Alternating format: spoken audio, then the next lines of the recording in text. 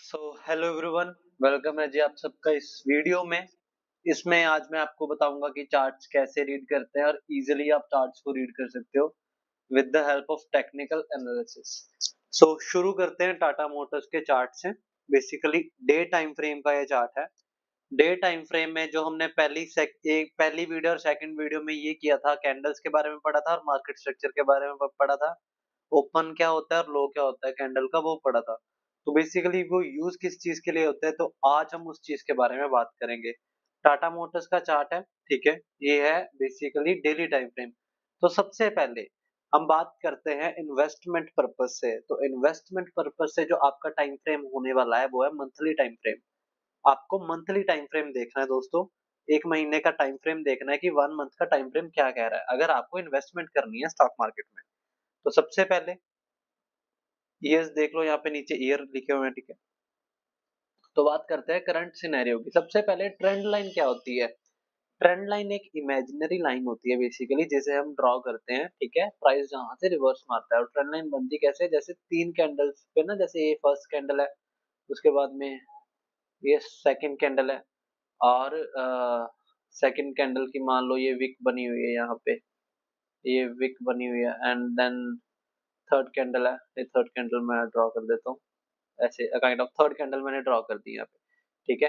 अब फिर और एक तीन कैंडल्स का ऐसे ही सिनेरियो बनेगा, बट उसके नीचे बनेगा अगर डाउन ट्रेंड चल रहा है। तो मान लो जैसे ये कैंडल बनी है और यहाँ पे इसकी विक है, ठीक है। तो अभी क्या करते हैं हम, जब ड्रॉ करते हैं ट्रेंड लाइन, बेसिकली ये टूल यूज करते हैं। अब मैच करना होता है आपको। एक इमेजिनरी लाइन होती है कि प्राइस वहीं से रिजेक्शन लेगा, यहाँ से ऑलरेडी रिजेक्शन ले रहा है। और ये रिजेक्शन क्यों ले रहा है, बिकॉज ना इसमें दो चीजें होती है, डिमांड एरिया होती है और सप्लाई होती है, ठीक है। अभी ट्रेंड लाइन ड्रॉ करते हैं सबसे पहले मार्केट की, क्योंकि इसमें आप चार्ट तो देख रहे हो बट चार्ट में चल क्या रहा है आपको ये नहीं पता है। तो शुरू करते हैं, ठीक है, इस चीज के बारे में। अब देखो मार्केट का ना सबसे पहले ट्रेंड ट्रेंड जानना बहुत इंपॉर्टेंट है। मार्केट का ट्रेंड क्या है। अब यहाँ से आप ले लो 2020 अप्रैल से, कोविड के बाद प्राइस ऊपर गया, थोड़ा सा नीचे आया, ऊपर गया, थोड़ा सा नीचे आया, फिर ऊपर गया, थोड़ा सा नीचे आया, फिर ऊपर गया, थोड़ा सा नीचे आया, फिर ऊपर गया। बट यहाँ से क्या हुआ, इसे थोड़ा सा नीचे आके फिर ऊपर जाना था, लेकिन ऐसा नहीं हुआ। अब मार्केट ने क्या किया, अपना ट्रेंड चेंज किया। अभी जहां इससे ऊपर जाना था ये ऊपर तो नहीं गया, बट ये नीचे को आ गया वहां से। अब प्राइस वहां से नीचे आया है तो बेसिकली क्या होगा। अब मैंने आपको बताया था हायर हाई और हायर लो के बारे में बताया था। और बेसिकली जो ये है, ये प्राइस ने हाई मार दिया अपना। अब हाई के बाद प्राइस नेक्स्ट क्या करेगा, उसको एक हायर लो मारना था, फिर उसको एक हायर हाई मारना था, लेकिन नहीं। प्राइस ने यहाँ पे ट्रेंड चेंज कर लिया, प्राइस ने आके यहाँ पे क्लोज किया, ठीक है। चलो अभी भी कंफर्मेशन है कि यहाँ से प्राइस ऊपर जा सकता है, लेकिन वेट करेंगे जब इसका हाई ब्रेक होगा। मतलब जो ये हाई है इसको ब्रेक करेगा, देन ही आपकी बाइंग की एंट्री बनती है। अब आपको मार्केट स्ट्रक्चर आपने देख लिया कि प्राइस क्या कर रहा है, हायर हाई हायर लो बना रहा है। अभी अभी क्या चीज है भाई, मतलब इस चीज में कि लोग बहुत अच्छा एनालाइज कर लेते हैं या पैसा बना लेते हैं, और कई लोग टॉप पे बाय करते हैं, ठीक है। और बाद में जब प्राइस नीचे आता है तो उन्हें लगता है कि शायद नुकसान हो रहा है तो काट देते हैं। जैसे मतलब आप मान लो कि आपने यहाँ कहीं पे प्राइस लिया और प्राइस 1166 रुपए, मतलब 1166 चल रहा था, और राइट नाउ, मतलब ये बात कर रहा हूँ मैं अगस्त 2024 की। अभी एक साल के अंदर ऐसा क्या होगा कि प्राइस 678 पे आ गया। कुछ तो हुआ होगा ना मार्केट में, बिकॉज ये ऑल टाइम हाई पे था प्राइस। तो अभी एनालाइज करने के लिए सबसे पहले ट्रेंड लाइन शुरू करते हैं। अभी ये ना टूल्स आपको ट्रेडिंग व्यू पे मिलेंगे। यहाँ पे ये देखो टूल है, इसको हम सिलेक्ट क्लिक कर लेते हैं। इसको क्लिक किया, ये ट्रेंड लाइन आ गया। यहाँ पे आप स्टार कर लेना, आपको यहीं पे शो हो जाएगा। अभी यहाँ पे क्या हुआ, प्राइस सबसे पहले चेक करो, इसे हम कह देते हैं ट्रेंड लाइन। अब ये ट्रेंड लाइन हमने क्यों लगाई है, आप देख सकते हो कि सबसे पहले ना प्राइस एक एरिया पे था। मतलब एरिया पे कैसे था मैं वो भी दिखाता हूँ। इस एरिया से प्राइस नीचे गया था।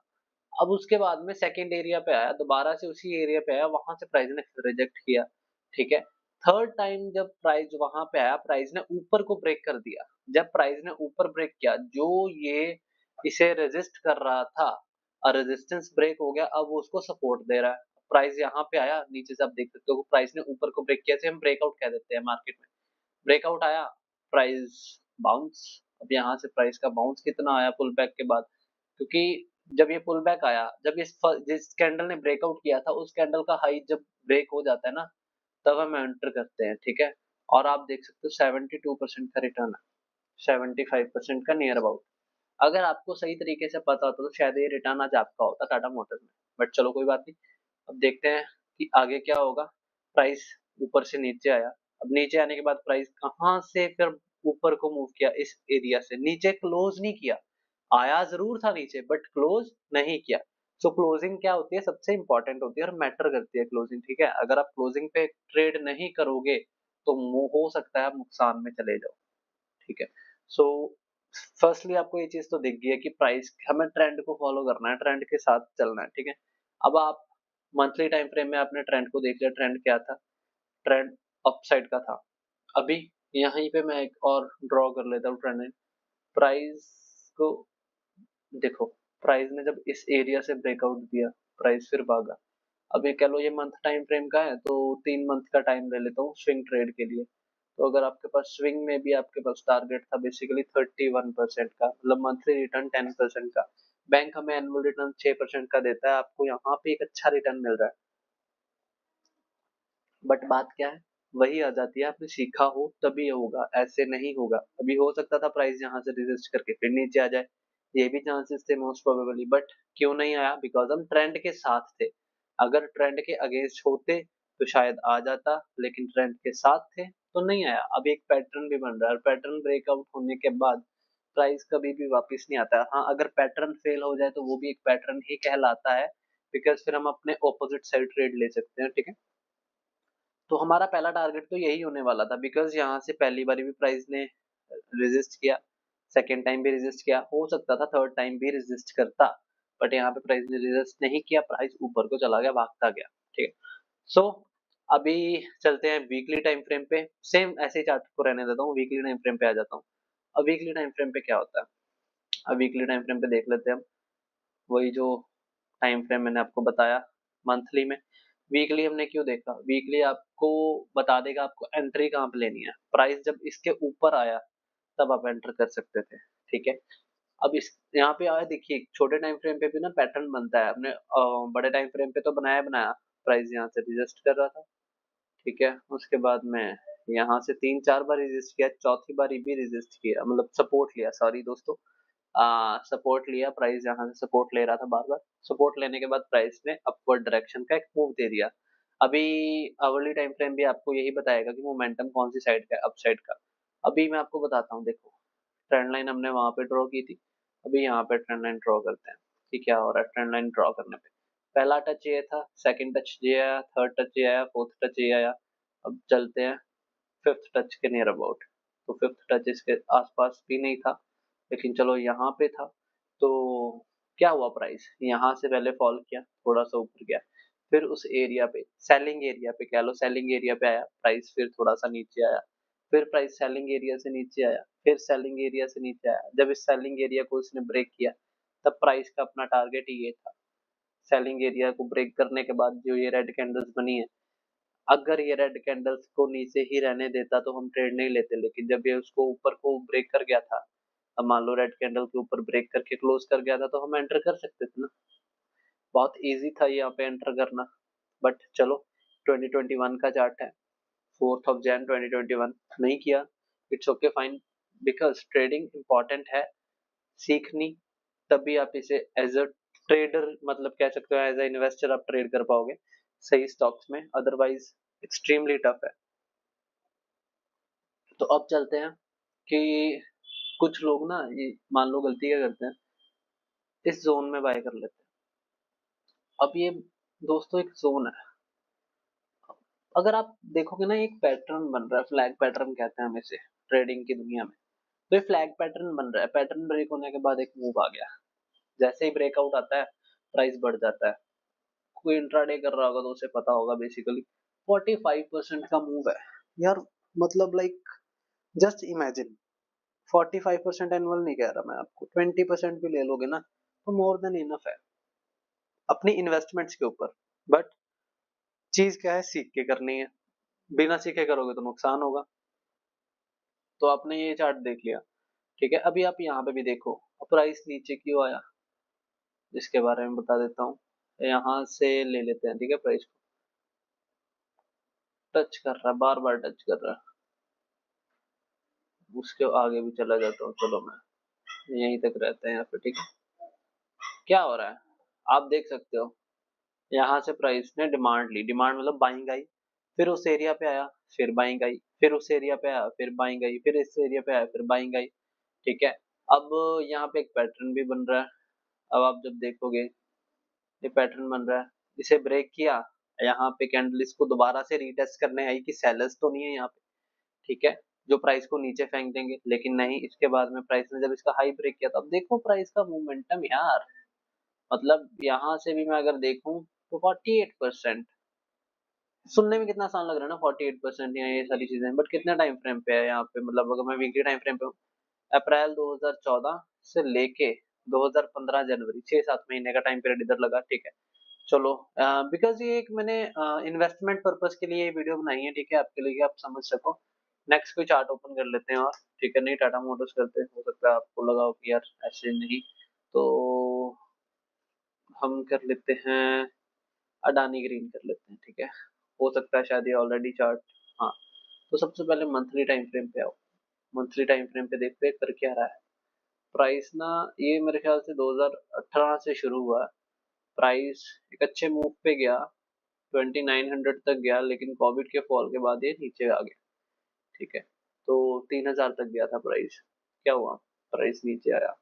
अगर मैं ट्रेंड लाइन, वो हम छोटे टाइम फ्रेम पे करते हैं, लेकिन प्राइस का ट्रेंड देखो, पहले हाई ट्रेंड, ऊपर की साइड ट्रेंड था, क्या कर रहा था प्राइस, यहाँ से आया, थोड़ा सा नीचे आया, फिर ऊपर गया, थोड़ा सा नीचे आया, बट यहाँ से इसे फिर ऊपर जाना था, फिर ऊपर जाना था, इसका हाई ब्रेक करना था।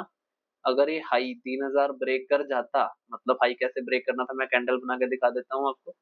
आप देख सकते हो यहाँ से कैंडल को ऐसे ऊपर को ब्रेक करना था, क्लोज करना था, फिर प्राइस को थोड़ा सा नीचे आना था, फिर उसके बाद में फिर ऊपर जाना था, लेकिन क्या हुआ यहाँ पे, ऑपोजिट हो गया। अभी जो ये अप ट्रेंड था वो डाउन ट्रेंड बन गया। अब डाउन ट्रेंड कैसे बन गया देखते हैं, चलो। आप देख सकते हो कि जहां से प्राइस को हाई जाना था, प्राइस हाई तो गया नहीं, डाउन आया, नीचे आया, ठीक है। उसके बाद में प्राइस यहाँ तक गया। अब देखो उस प्राइस ने एक एरिया ब्रेक नहीं किया, एरिया ब्रेक नहीं किया का मतलब ये है कि प्राइस को फिर इस एरिया से ऊपर जाना था ना, जहां से इसने लो लगाया इस एरिया के ऊपर जाता, फिर भी मैं एक बाइंग की पोजीशन के लिए रेडी होता कि एक नया ट्रेंड शुरू हो गया। लेकिन ऐसा नहीं हुआ, क्या हुआ, प्राइस वहां से फिर नीचे आया, लेकिन अब प्राइस इसके भी नीचे नहीं गया, तो यहाँ पे एक जोन बना रहा है, ठीक है। अब इसके नीचे आना चाहिए था सेलिंग पोजीशन के लिए, अगर आपको सेल करना है बेसिकली 451 के नीचे आता तो आप सेलिंग की पोजीशन बना सकते थे। तो भी इतना बड़ा जोन बन गया मंथली टाइम फ्रेम पे, इन्वेस्टमेंट पर्पस के लिए कह रहा हूँ। तो अब आ जाते हैं हम भाई छोटे टाइम, अगर बड़ा टाइम फ्रेम आपको मतलब ये तो बता देगा ट्रेंड क्या चल रहा है, बट आपको नहीं इतना कुछ पता लग रहा है, तो थोड़ा सा छोटा टाइम फ्रेम पे आ जाओ, मतलब आप आ जाओ वीकली पे, आ जाओ वीकली के बाद हम डेली पे आते हैं, ठीक है।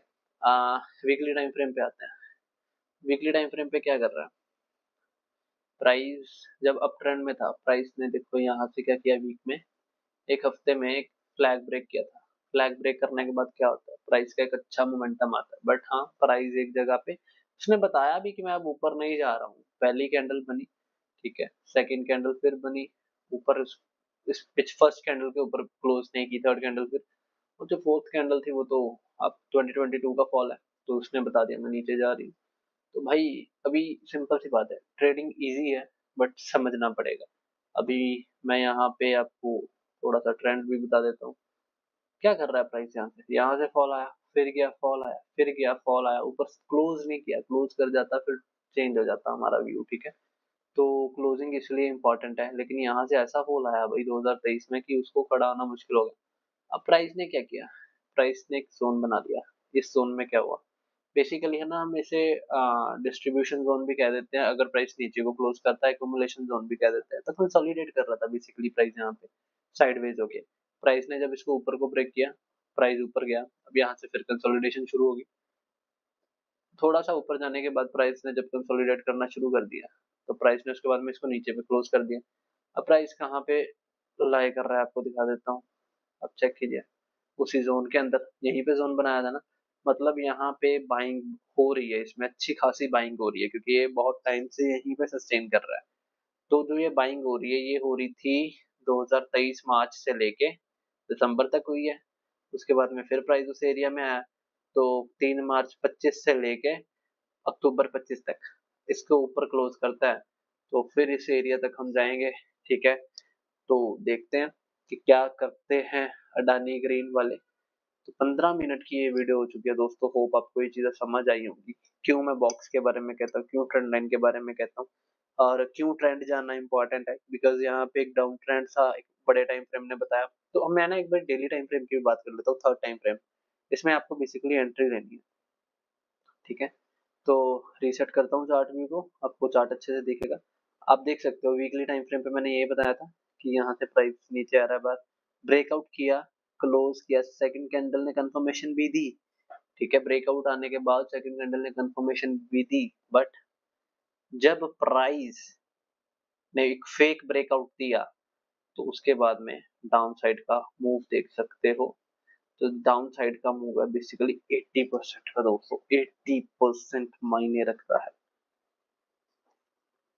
आज के लिए इतना ही, thank you so much, hope आपको वीडियो अच्छी लगी होगी। इसमें बहुत सी चीजें अभी तो बारीकी में तो नहीं बताई, बट हाँ इतना आपको समझ आ गया होगा कि ट्रेंड इज योर फ्रेंड।